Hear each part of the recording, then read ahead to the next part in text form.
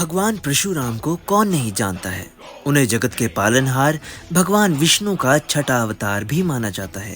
कहते हैं कि भगवान परशुराम ने 21 बार समस्त क्षत्रिय वंशों का संहार कर भूमि को क्षत्रियविहीन कर दिया था। अब इन सभी बातों का उल्लेख पुराणों में भी मिलता है, लेकिन क्या आप जानते हैं कि भगवान परशुराम ने ऐसा क्यों किया था?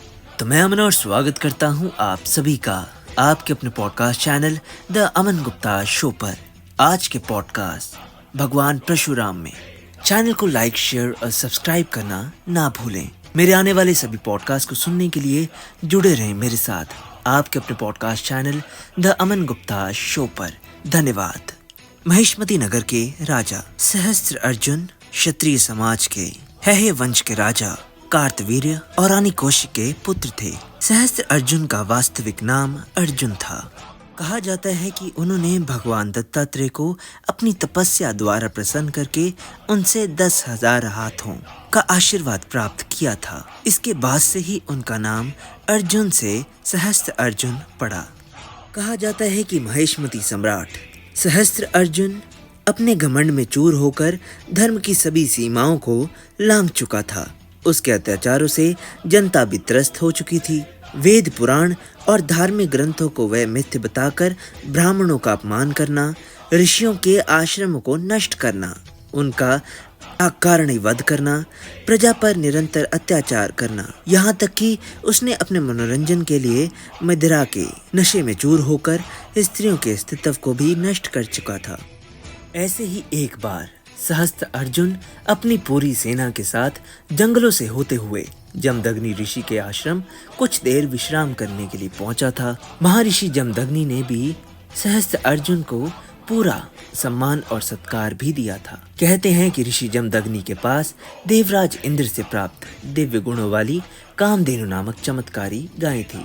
जमदग्नि ऋषि ने कामधेनु गाय की मदद से देखते ही देखते कुछ ही पलों में सहस्त्र अर्जुन की पूरी सेना के लिए भोजन का प्रबंध कर दिया। अब कामधेनु गाय की ऐसी अद्भुत शक्तियों को देखते हुए सहस्त्र अर्जुन के मन में उसको पाने की इच्छा जाग उठी। उसने ऋषि जमदग्नि से कामधेनु गाय को मांगा, लेकिन उन्होंने ये कहकर उसे देने से इनकार कर दिया कि ये गाय ही उनके जीवन के पालन पोषण का एकमात्र ही जरिया है। लेकिन सहस्त्र अर्जुन का ही मानने वाला था। सहस्त्र अर्जुन ने क्रोध में आकर ऋषि जमदग्नि के आश्रम को उजाड़ दिया और साथ ही साथ कामधेनु गाय को अपने साथ ले जाने का प्रयास करने लगा।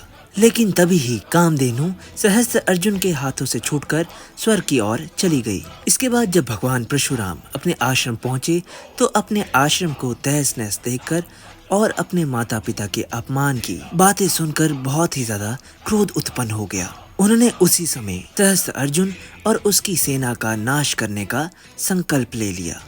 अब परशुराम भगवान शिव के दिए हुए महाशक्तिशाली फरसे को लेकर सहस्त्र अर्जुन की नगरी महिष्मती पहुंचे, जहां परशुराम और सहस्त्र अर्जुन और साथ ही साथ उसकी पूरी सेना के बीच भयंकर युद्ध हुआ, जिसमें परशुराम ने अपने प्रचंड बल से सहस्त्र अर्जुन की हजारों भुजाओं को धड़ से अलग करके उसका वध कर दिया। सहस्त्र अर्जुन के वध के बाद परशुराम अपने पिता ऋषि जमदग्नि के आदेश अनुसार प्रायश्चित करने के लिए तीर्थ यात्रा पर चले गए। लेकिन तभी मौका पाकर सहस्त्र अर्जुन के पुत्रों ने अपने सहयोगी क्षत्रियों की मदद से तपस्यारत ऋषि जमदग्नि के आश्रम आकर उनका सर काटकर उनका वध कर दिया।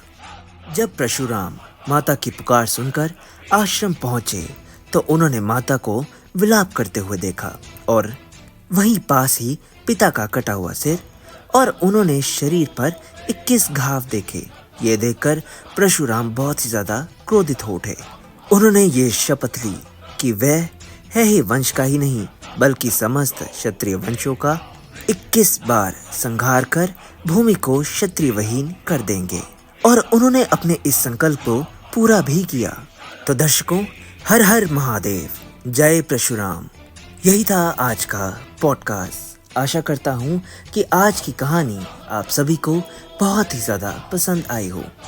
दर्शकों, आप सभी से निवेदन है, यदि आप मेरे चैनल पर नए हैं तो जाइए चैनल को करिए सब्सक्राइब, ताकि आने वाले मेरे सभी रोमांचक पॉडकास्ट आप सभी को समय पर प्राप्त हों। यदि आज की कहानी आप सभी को पसंद आई हो तो इसको लाइक, शेयर और कमेंट करना ना भूलें। फिर आऊंगा मैं एक नई कहानी के साथ। तब तक के लिए सुनते रहिए मुझे आपके अपने podcast channel the Aman Gupta show पर। धन्यवाद। हर हर महादेव। जय भगवान परशुराम।